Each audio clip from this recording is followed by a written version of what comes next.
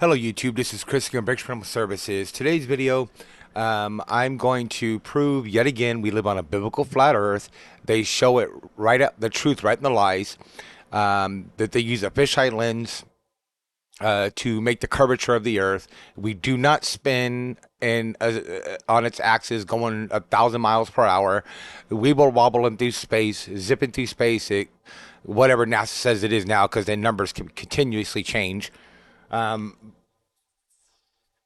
But like they did here in this video, go watch it. I'll link it in the video description, where they, on Earth Day in 2011, they put this poster out, official NASA website, and it shows a biblical flat earth dome. There's the moon, there's the sun, there's the tree of life, the whole 9 yards. You know, they tell the truth right in the lies. That's what the devil does. He has to. God orders him to tell us the truth within the lies. That way, God's Holy Spirit can discern the lies for us and show us the truth. So they have to put the devil has to have, he does it and he has his cronies do it. They have to tell the truth within the lies. So, yet again, because I was looking it up, because it's very important on the videos that I'm showing you, that I'm going to show you parts of, that they show again that we live on a biblical flat earth with a dome. This is the sun, how the sun moves across the sky. Of all the ways they could have put this imagery out, I don't care if it says for kids or anything else like that. Don't focus on that. Focus on how they put this. And this is just a European Space Agency, guys. Look at it. That's where we live. There's the dome. There's the sun. But instead of it going like this, it goes in a circuit. And the same with the moon. Again, here another illustration, and it shows a dome on a solid foundation, as God says He put it in the Bible, or He says in the Bible that that's how He created it: a solid foundation on four pillars and a dome over the top, a firmament, a mirror, a mirror as hard as cast bronze. Okay, from Earth, the sun looks like it's moving across the sky in the daytime and appears to disappear at night. This is because the Earth is spinning toward the east. The Earth spins on about its axis and on an imaginary line that runs through the middle of the sky. It actually runs imaginary line on the outside. That's the circuit. Middle of the sky between the North and South Pole. Okay, again, if you read between the lines on that, they're telling the truth. Again, with their imagery, they're telling the truth with the firmament, the dome, the expanse, whatever you want to call it. But then the imaginary line as well that the Earth runs, or the sun and moon run on, and the stars, which would be the circuit. Okay. On NASA's model, and I'm going to touch on. I'm bringing this up to show you a Bible verse. That I've touched on before in another video, the day the earth stood still, because, you know, that'd be the only way on NASA's model that the sun could ever stop in the sky, or the moon could ever stop in the sky, would be the earth would have to stop. And the Bible verse says that the sun and moon both stopped. Israel was at war, and you know, they had to win the war before the sundown. And so they prayed to God, and God stopped the sun and moon in the sky about a full day. So on NASA's model, that would be chaos, and everybody would die and stuff, you know, and there'd just be trouble. So if you look at this here, is it possible for the Earth to stop orbiting the sun? Because that's, in NASA's model, that's what would have to happen.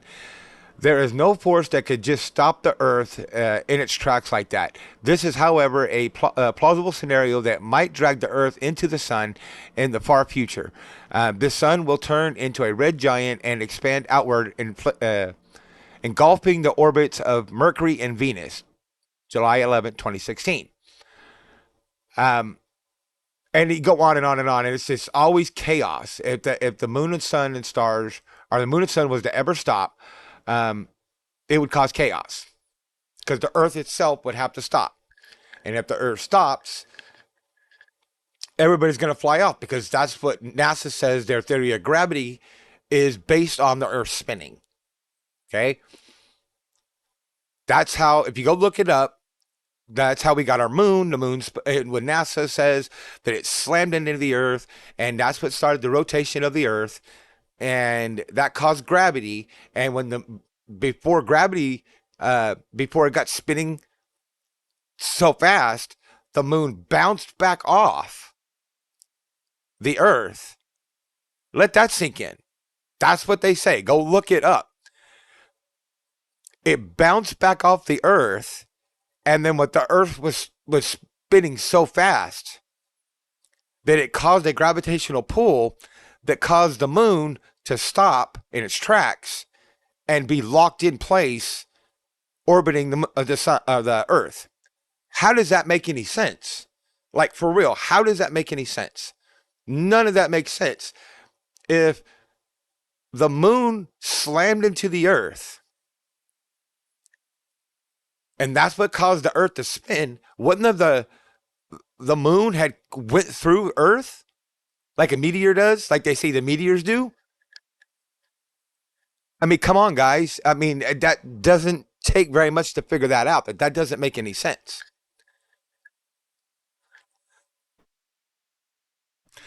So I went ahead and I looked it up to put it in this video because I'm going to get people in the comments saying, "Oh, it doesn't say that. NASA didn't say that." No, blah blah blah. So I just pulled up a couple articles to prove what I was saying, and you can go look it up on NASA's official website, and you'll see. Um, Several different formation theories. They're always theories. NASA's never facts or theories. For the moon had been proposed by scientists. A story that is best supported by all available data, however, is that the moon formed during a giant impact between the proto-Earth and another protoplanet, roughly the size of Mars, sometimes called Theia. In this theory, the moon formed from the impact debris, a mixture of molten rock and hot gas, flung into space by the impact, potentially forming a disk. See, and they continue to usually use that word disk. With the Earth, they say disk. With the moon, they say disk. They're telling the truth in the lies. Again, the disk, or a flat Earth,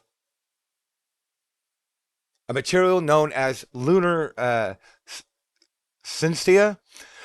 Excuse me. Uh, Alternate theories suggest by scientists include the moon broke away from the Earth. The fusion theory: the moon formed elsewhere in the solar system and was captured by Earth's gravity. The Earth and moon formed from the protoplanetary disk at the same time. Formation. I mean, if you, it looks right. Look right here. In this theory, the moon formed by impact debris, a mixture of molten rock. In other words, it did this. It did. This is what they say it did.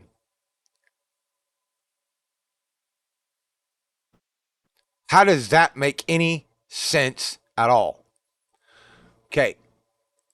So come here and look. They use the word disk again in uh, another article right here. University Today. The Earth spins because it formed in a creation disk of a cloud of hydrogen that collapsed down from mutual gravity and needed to blah blah blah. Again, they use the word disk. Why use the word disk? Because according to NASA, it was this, and it banged into each other. That's not a disk. That's not a disk. And people keep saying, "Oh, why is the moon a ball? Why is the moon a?"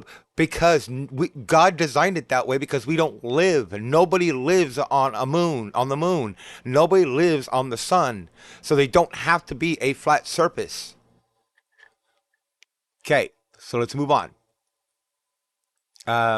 Another article, a gravitational pull of the moon on Earth. The moon has only 17% of Earth's gravity, yet its gravitational force has saved the Earth from turning upside down in its orbit or undergoing a significant climate change every few centuries. The moon is not only the brightest, not is not only the brightest object in our sky, it is also a carrying teammate.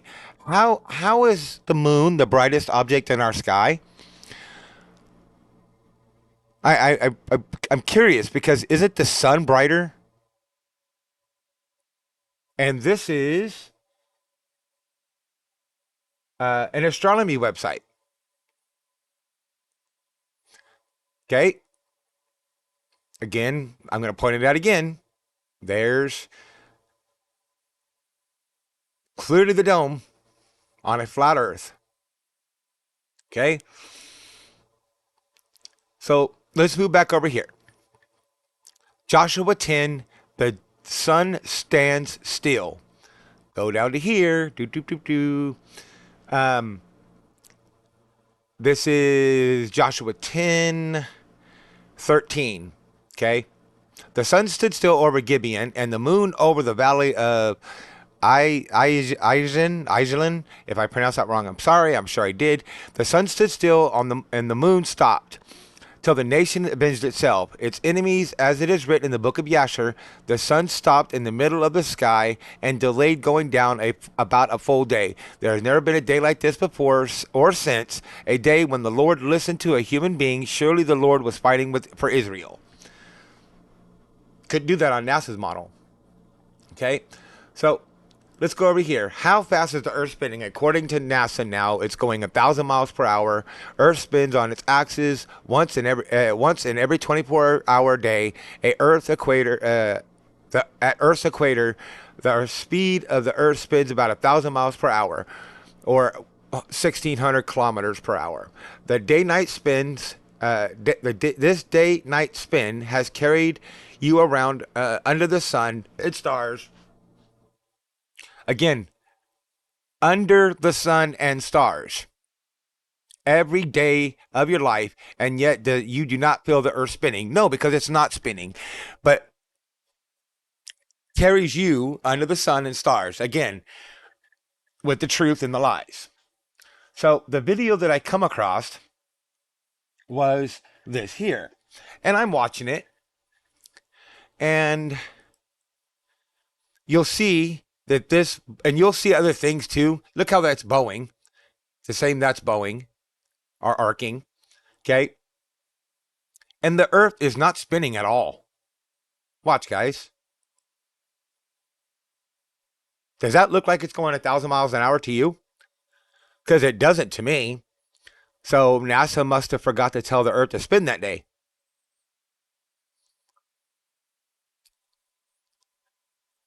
How convenient they always make sure stuff's in the way if the camera's moved wrong. But look at that. That's flat. And if you notice, they always keep these tight shots. Look at that. They always keep these tight, small shots. So it bows, and they say, see, it's bowing, it's arcing, it's arching. That's the curvature of the earth. But look, it's not spinning, guys. Not moving at all. And this was posted 13 days ago. Astronaut accidentally loses their shield. A very, very incredible video. This is a fragment of the spacewalk EVA number 38 made in 2017. Okay, look at that. Not moving at all. That's not 1,000 miles per hour. I'm sorry. Look at that. Not moving.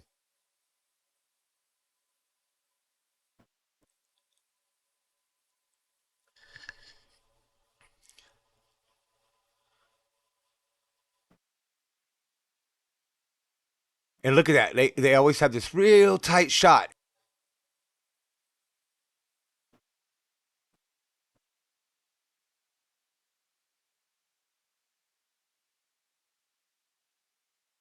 But look at that. Look at and people say, "Oh, I saw the ISS. I know the ISS is in space." Yeah, it's not that far off the. I mean, it is far off the ground, but it's not far off the ground. It's close because they can't get past the dome, and so what you're seeing, you can see it through a camera or binoculars like you can the moon or you can the sun or whatever, because it's in still in Earth sky. This is as far as they can go, people. They can't go where NASA says they go. Yeah, look, flat. Look at that. Look at that. It went from being curved to perfectly straight.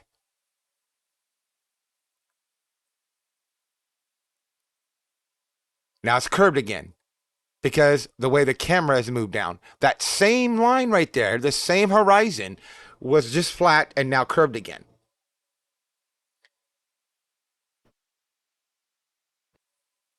I don't see how people don't see this. Like, it doesn't, it boggles my mind that people do not see this. And this is filmed with a GoPro.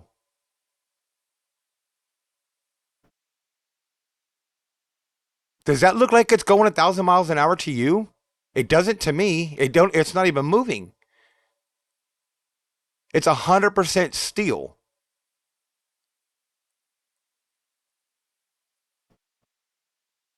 not moving at all.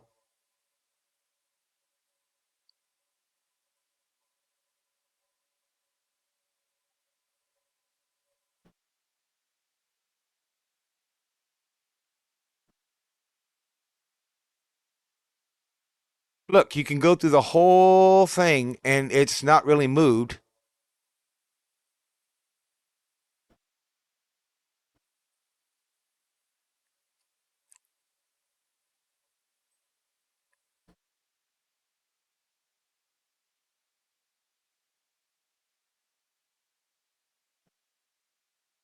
Does that really look like it's going 1,000 miles an hour to you guys?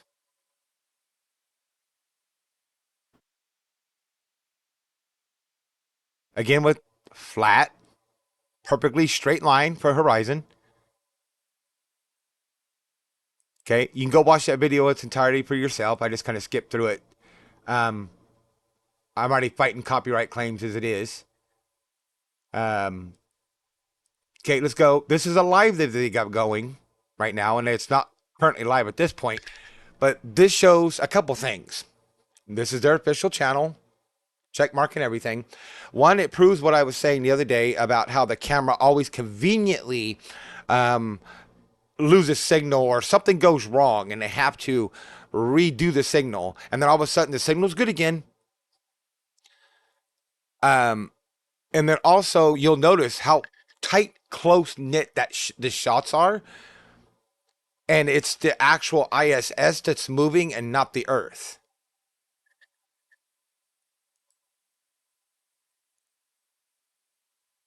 This is the ISS being moved, not the Earth. The Earth is still still. That's not going 1,000 miles an hour, guys. I'm sorry. And as you just saw, as long as the ISS was stationary and not moving, neither was the Earth. But watch, it will go. All of a sudden, it will stop. The feed will stop, and a message will come on the screen and saying that they're having technical issues, and then all of a sudden they won't have technical issues anymore. But the reason you get it looks like it's moving from the ISS is the ISS itself is moving. But as you just saw, like I said in that last video, and that they fake stuff with a fisheye lens and make it go up and down when they move. And that's why they try to keep it in such a tight knit shot. And they always have something in the screen moving. Their hand, part of their so-called ISS, their so-called during their so-called spacewalks with the ISS and so on, they always have something in front of the camera at specific points, and sometimes they slip and they don't, and they don't catch it. Excuse me. And those are the times that you notice the bow of the Earth changing to its actual form and being a flat line, that there's no curvature. But that is not 1,000 miles per hour, guys. That is the ISS hovering over a biblical flat Earth, slowly moving, because that is not no 1,000 miles per hour.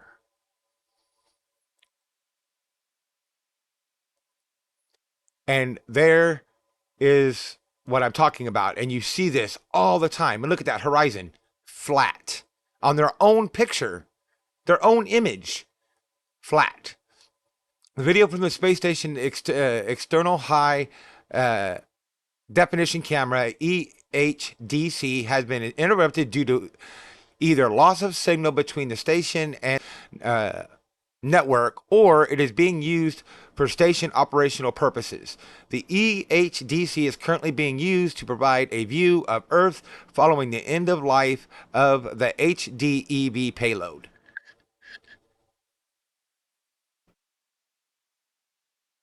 And I'll show you, this is live. And now they got this real grainy fake image is supposed to be stars. You know what that looks like to me?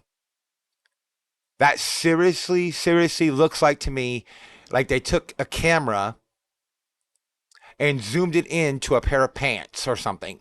Because I've gotten that same effect, zooming my camera and my camera gets zoomed in, and I'm facing my phone, at my leg on my pants, and that's what it looks like.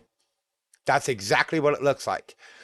You see all the grains and the patterns and stuff. I mean, and then you get all the little multiple colors of the that's the fabric. And I've had that exact looking image with my camera on my pants,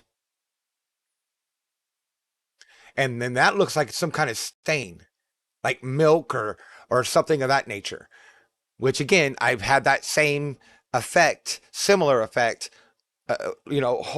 Take your camera out of your phone on your phone and hold it towards your leg if you haven't already done it or seen this before by accident, and zoom in your camera to your pants, your blue jeans or whatever, and see if it doesn't match that, because I've had it happen most of the time by accident, but I've had it happen.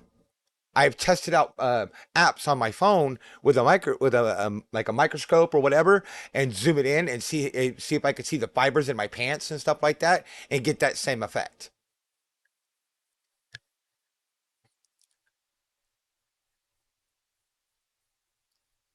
And see how they look different now. And when did stars are blue and red and all these different colors? When?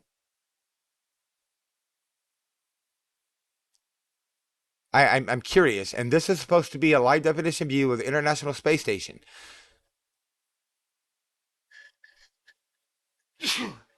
Excuse me. Anyway, I'm going to go ahead and cut it off there. Um, to me, this is another smoking guns, I should say, that we live on a biblical flat Earth, and they're showing the proof right out in the lies. So anyway, hope this gives you more ammunition to fight.